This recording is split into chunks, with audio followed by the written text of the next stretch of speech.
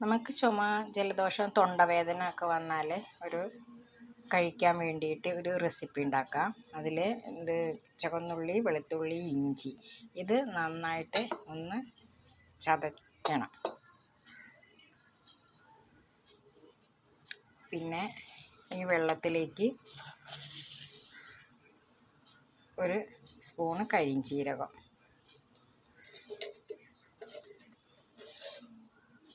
ഒരു 1/2 ടീസ്പൂൺ മഞ്ഞൾപ്പൊടി,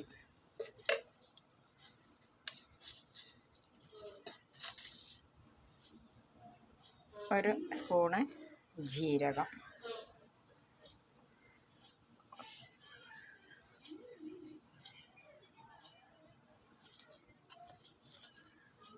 ഒരു സ്പൂണ് കുരുമുളക് പൊടി,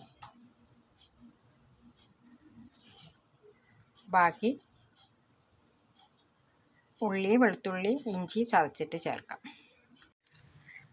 ചതച്ചതും കൂടെ ചേർക്കാം.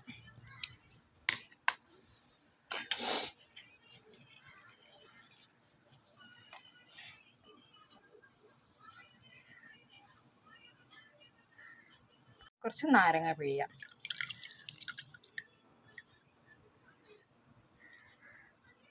ഇനി നമുക്കിത് നന്നായിട്ട് തിളപ്പിച്ചെടുക്കാം. കുറച്ച് പച്ചമല്ലിയും കൂടെ ചേർത്തിട്ടുണ്ട്. ഇതും കൂടെ ചേർത്തിട്ട് നന്നായിട്ട് തിളപ്പിച്ചെടുക്കാം. ഇത് ജലദോഷം, തൊണ്ടവേദന, ചുമ ഇതൊക്കെ വരുന്ന സമയത്ത് കഴിക്കുക. രാവിലെ വെറും വയറ്റിൽ കഴിച്ചാൽ നല്ലതാണ്.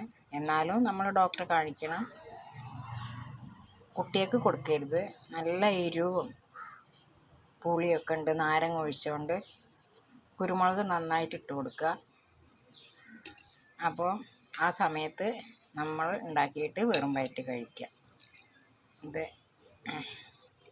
എല്ലാവർക്കും ഇഷ്ടപ്പെടുമെന്ന് വിചാരിക്കുന്നു.